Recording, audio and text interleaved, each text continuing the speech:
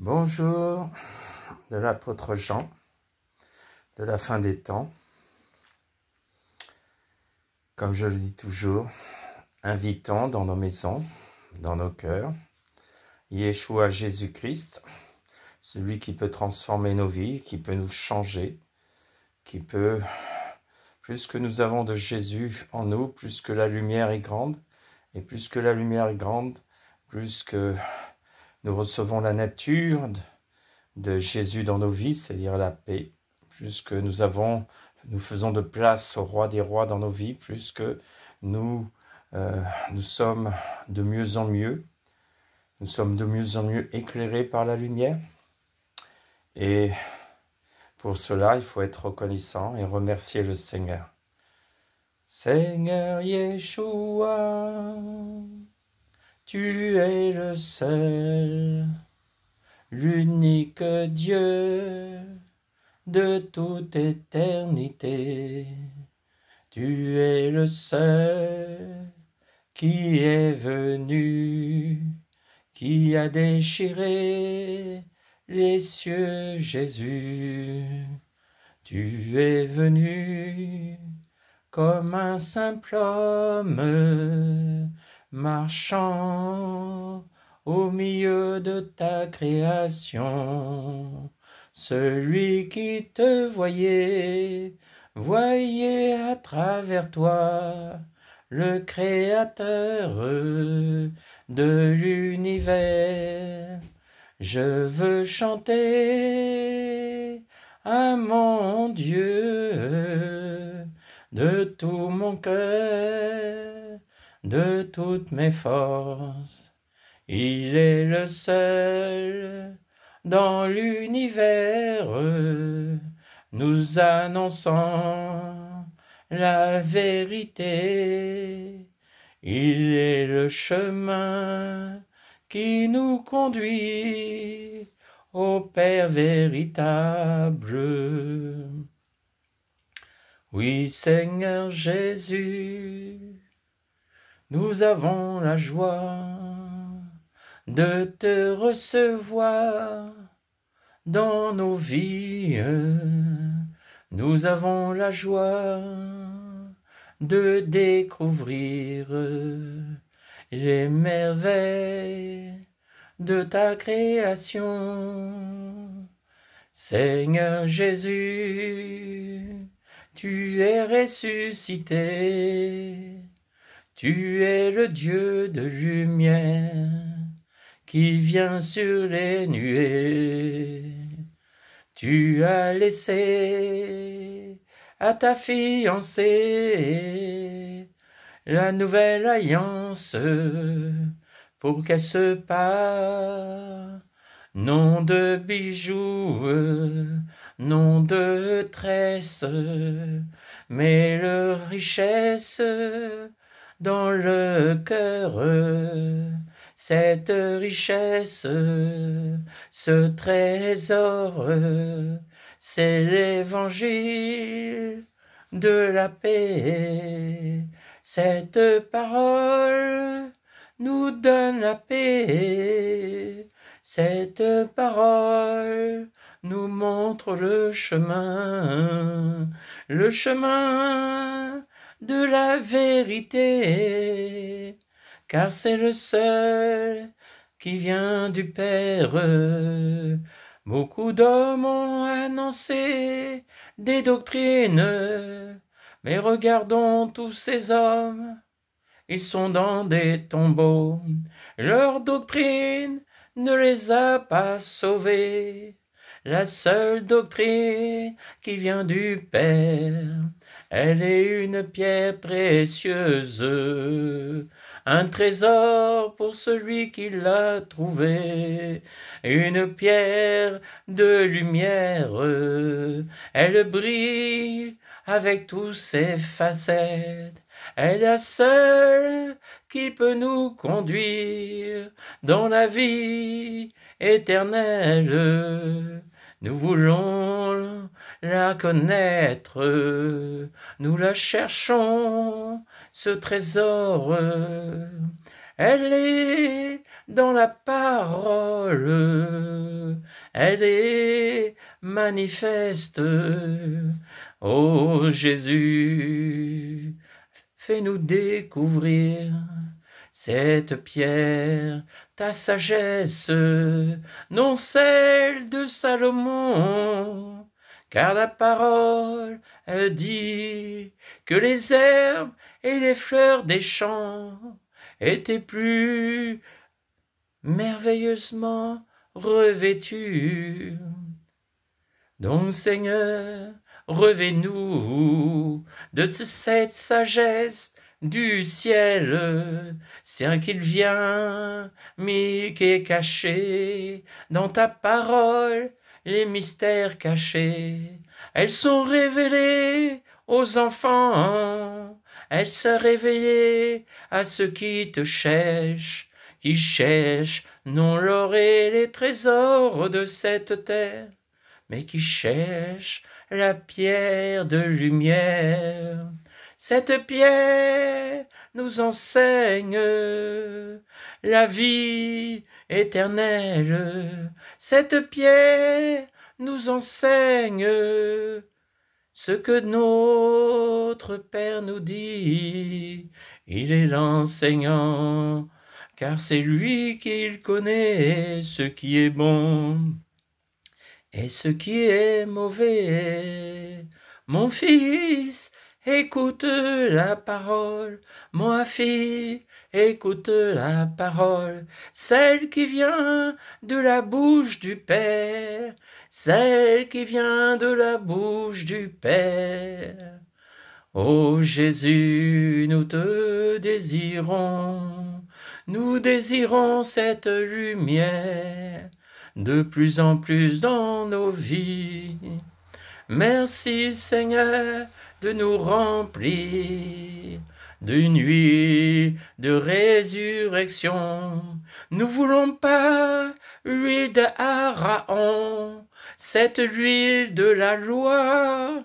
Nous désirons l'huile de la grâce qui descend de la terre, de Yeshua ressuscité, cette huile de lumière.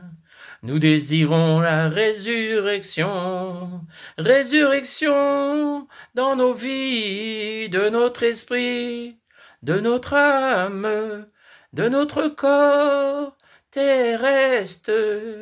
Mais bientôt, nous recevrons un corps de lumière, comme Dieu est lumière. Nous aurons un corps de lumière, un corps incorruptible, un corps éternel. Oui, nous allons recevoir tous ceux qui cherchent le vrai trésor, tous ceux qui cherchent la lumière. Dieu leur accordera ce qu'ils demandent. Ce que je demande aujourd'hui, pour moi, mes frères et mes sœurs, que nos vases soient sainteté, que nos vases soient pureté. Ô mon Dieu, ôte toute impureté, ôte tout scorie de nos vies, pour que nous voyions parfaitement la lumière en Christ.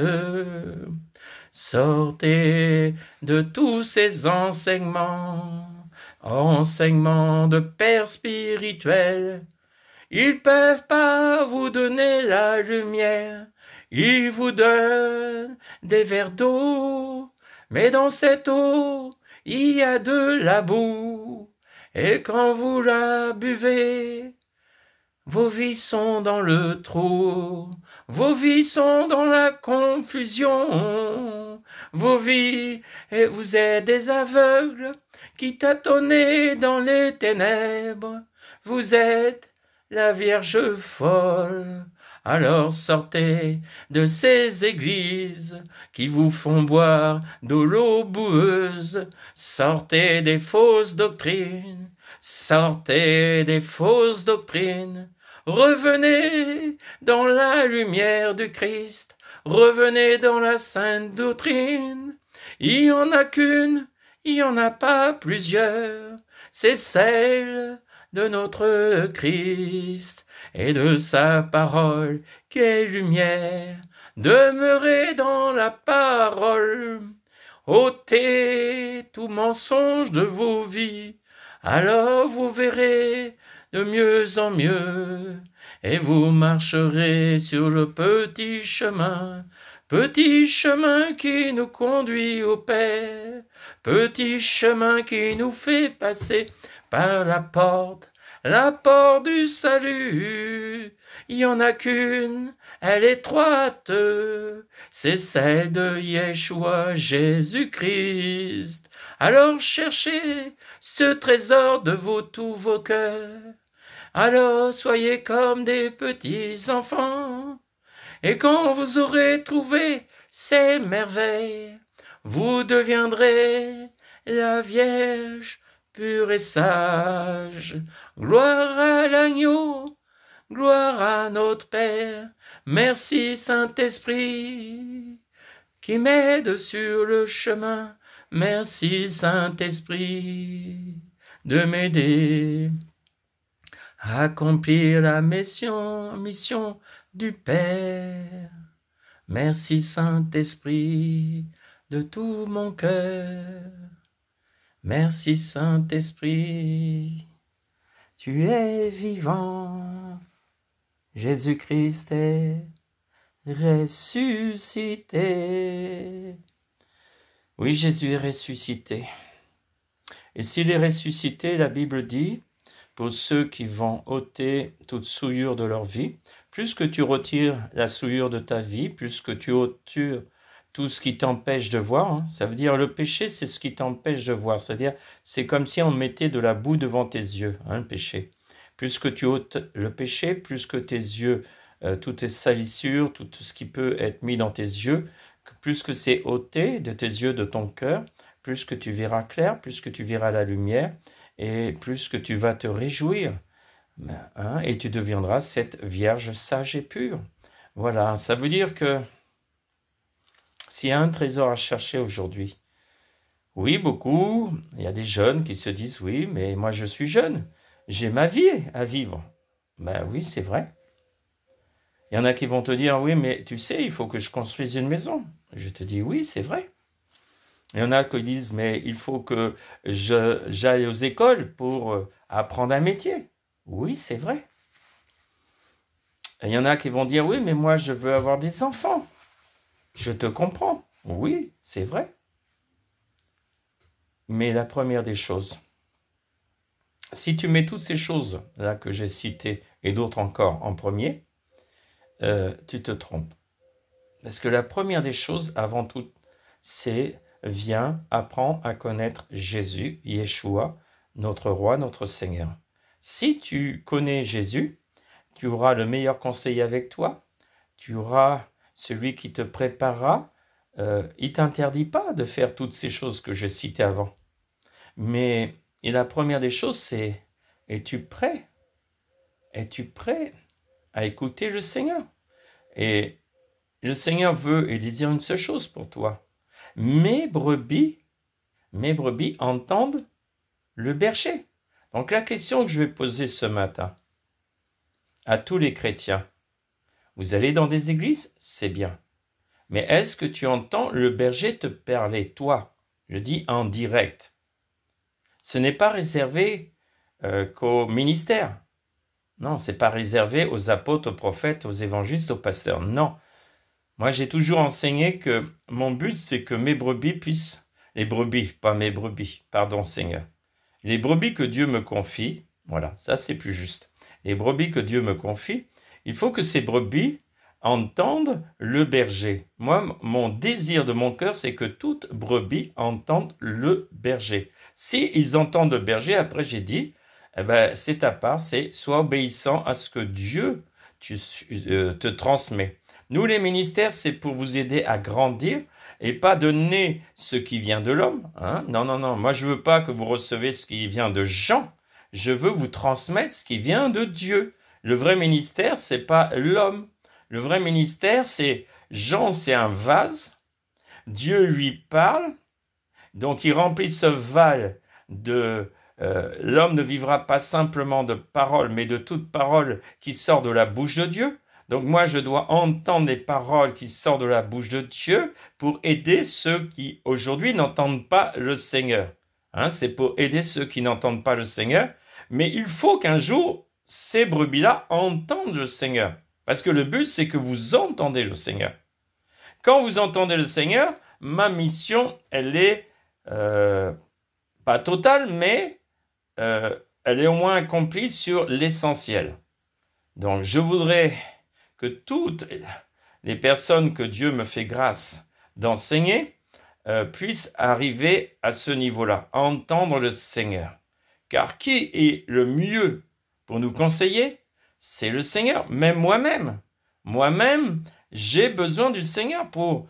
Je ne veux pas faire de moi-même, je ne veux pas agir de moi-même. Moi, la seule chose que je me réjouis, c'est quand Dieu me parle, quand il me donne des instructions, quand il me dit « fais ça, Jean, ne fais pas ça ». Là, je suis content. Parce que je sais que de moi-même, je ne peux rien produire. C'est-à-dire si je me confie en moi-même. Mais Jean le Baptiste avait dit quoi? Il faut que nous mourrons à nous-mêmes.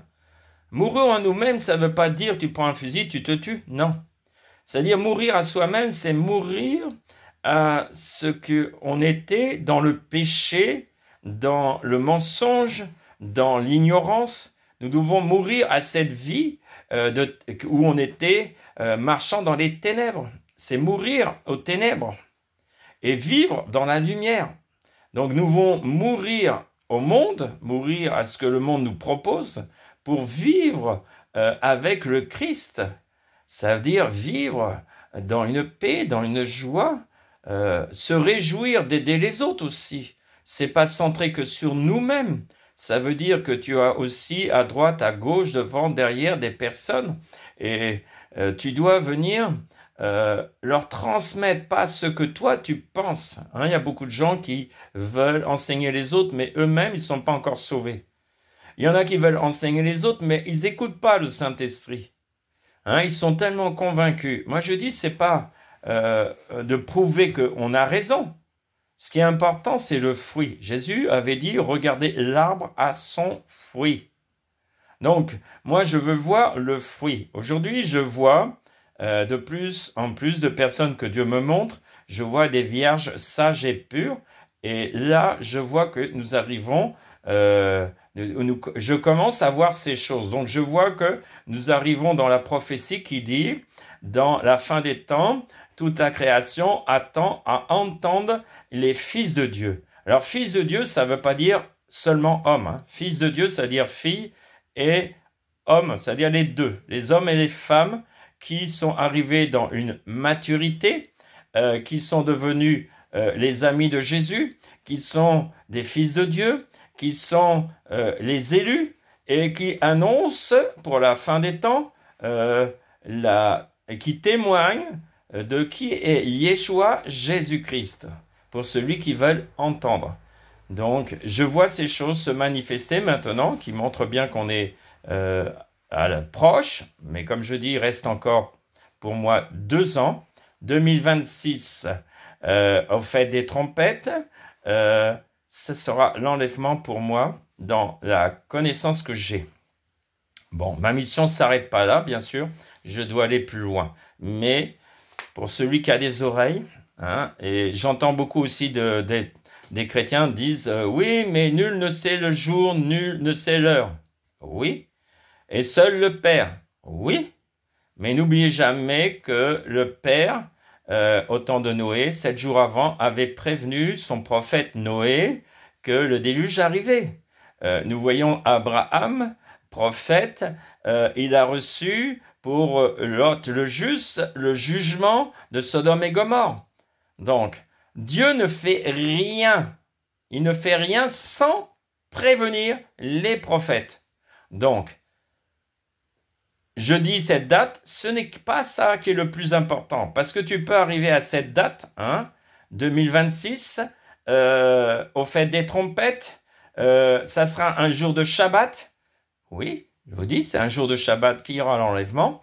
Mais si tu n'es pas prêt, donc ça veut dire, c'est pas le plus important peut-être de connaître la date. Si je la donne, c'est pourquoi? C'est pour réveiller certains qui se sont endormis, pour prendre conscience qu'il reste peu de temps. Et puis c'est pour faire connaître au monde que le plan de Dieu va s'accomplir. Ça veut dire qu'il y en a qui disent non, non, non, non, non, non, non. Bon, ben, vous verrez bien. Bon, mais c'est pas ça le plus important. C'est ce que j'ai dit, le message que Dieu m'a donné, le plus important, c'est que Dieu vient chercher ceux qui sont saints. Ça veut dire, le Dieu de la sainteté vient sur les nuées chercher les saints pour les amener où? Dans le saint des saints. Donc, toute personne qui on te dit tu es sous la grâce, Dieu c'est un Dieu d'amour, un Dieu de grâce. Oui, c'est un Dieu de grâce. Qu'est-ce que veut dire la grâce? Ça veut dire que quelqu'un qui commettait des fautes et des péchés, quand la personne reconnaît, elle reçoit le pardon de Dieu par le sang qui purifie de tout péché, de toute iniquité, et Dieu lui fait grâce. C'est ça la grâce. Ça veut dire si tu marches dans le péché, tu es chrétien, tu marches dans le péché, et tu dis je suis sous la grâce. Là, tu te trompes toi-même. Et tu passeras dans la grande tribulation la Vierge folle. S'il y a des enseignants, des ministères qui t'enseignent que tu peux, voilà, Dieu pardonne et tout ça, non, non. Qu'on ne te trompe pas. Dieu pardonne quand tu reconnais tes fautes. Mais si tu ne demandes pas pardon à l'Éternel, tu passeras dans la grande tribulation, qu'on ne te trompe pas. Et les ministères qui enseignent cela, et je vous dis, ministères, si vous enseignez certaines choses qui ne sont pas exactes, vous passerez dans la grande tribulation. C'est pas parce que tu as le titre d'apôtre, de prophète, d'évangéliste, de pasteur, de docteur, que tu as ton laissez-passer pour le 3e ciel dans les noces de l'agneau. C'est totalement faux. Beaucoup de ministères sont trop orgueilleux. Et est-ce qu'ils écouteront le message du oint de l'Éternel qui, aujourd'hui, annonce tout cela? Est-ce qu'ils vont écouter le oint de l'Éternel? Comme au temps de Moïse, est-ce que tous les princes Israël ont écouté Moïse? Il y en avait qui étaient rebelles, il y en a qui étaient, comment on peut dire, j'ai raison, j'ai toujours raison. Ceux qui veulent avoir raison, continuez avec vos raisons. Moi, ce qui m'intéresse, c'est pas d'avoir raison, c'est de donner ainsi dit l'Éternel. Et moi-même, me soumettre à Yeshua Jésus-Christ. Voilà. Donc, je vous souhaite une très bonne journée. C'est le jour du Shabbat, le jour que Dieu a dit, 4e commandement de Dieu. Donc, quand j'entends certaines personnes dire non, c'est le dimanche. Non, dimanche, c'est une fausseté. Et Dieu respecte son Shabbat. Pourquoi? Pas avec, comme les Juifs traditionnels, avec toutes ces lois d'hommes. Non, non. Le Shabbat, c'est pas des lois d'hommes. Tu viens dans le Shabbat, pourquoi? Pour écouter l'instruction du Père. Voilà pourquoi tu fais le Shabbat. Et la Bible dit, le jour du Shabbat, l'Éternel te sanctifiera. Ça veut dire sanctifier ta vie. C'est-à-dire ôter tout ce qui n'est pas encore pour la gloire de Dieu. Il va l'ôter comment? Parce que nous allons partager la parole de vérité. Et cette parole de vérité va t'éclairer. Et qui te va faire voir où il y a encore des imperfections dans ta vie. Voilà. Et donc c'est un jour où on adore Dieu. C'est le jour de l'adoration particulière à Dieu. Parce que Dieu est en train de nous enseigner. Il est en train de nous éclairer. Et ceux qui font cela, ils sont bénis. La bénédiction ne vient pas de l'argent, la bénédiction vient de la parole de sainteté. C'est ça la bénédiction. La bénédiction accompagne la sainteté. Avec un cœur pur, avec un cœur d'amour. Voilà. Donc, je vous bénis et bon Shabbat, Shalom, pour tous ceux qui peuvent comprendre.